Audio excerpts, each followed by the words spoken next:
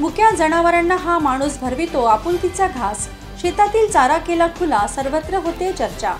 शहरी भाग असो की ग्रामीण, पाळीव जनावरांचा चाऱ्यांचा प्रश्न गंभीर झालेला आहे।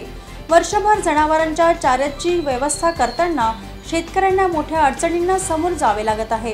ग्रामीण भागाला लागून जंगल असले तरी वाघाचे हल्ले वाढल्याने जनावरे असुरक्षित झाली आहेत। त्यात अनेक शेतकऱ्यांनी भातशेती मोडली आणि नगदी पीक असलेले कापूस, सोयाबीन, तूर पिकाकडे वळले आहेत।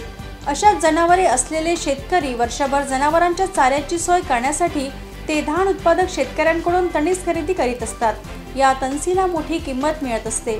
एका शेतकऱ्याने मात्र विनामूल्य हा चारा पाळीव जनावरांसाठी खुला केला आहे। चारा घेऊन जाण्यासाठी त्यांच्या शेतात बैलबंडींच्या रांगा लागत आहेत। बैलांची गर्दी होत आहे।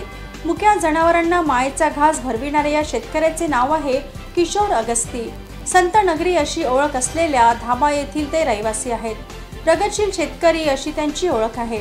अगस्ती यांच्याकडे धान शेती आहे। नुकतेच त्यांनी आपल्या शेतातील धानाची मळणी केली। मळणी झालेल्या धानाच्या तणसाची त्यांनी विक्री न करता विनामूल्य बैलासाठी खुली केली आहे।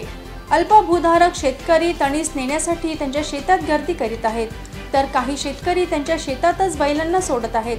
अगस्ती यांच्या कार्याचे सर्वत्र कौतुक होत आहे। 20 एकर शेतीत नवे प्रयोग। अगस्ती यांच्याकडे 20 एकर शेती आहे। या शेतीत ते नवे प्रयोग करीत आहेत। त्यासाठी ते प्रसिद्ध आहेत। त्यांना अनेकदा मोठा तोटा सहन करावा लागला आहे। मात्र शेतीत होणारे बदल कधी फायदेशीर तर कधी नुकसानदायक ठरतात। मी माझे प्रयोग सुरू ठेवणार, असे शेतकरी किशोर अगस्ती म्हणाले। आमचे गावातील अगस्ती भाऊनी सर्व तणीस मोफत देत आहेत। आम्हाला शेती आहे पण चूरणे व्हायचे आहे। जनावरे असल्यानं आम्ही तणीस मोफतच नेत आहोत।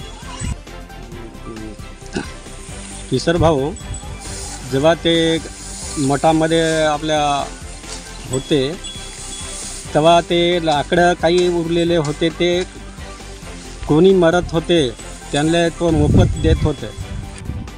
लाकडं म्हणजे ते मठातूनच ते काय आम्ही काही नेऊन ठेवलेले नाही का ते घेऊन ठेवलेले मठामध्ये राहत होते ना, ते लाकडं जे लोक कोणी जर मरण पावले त्याला मोफतमध्ये देत होते।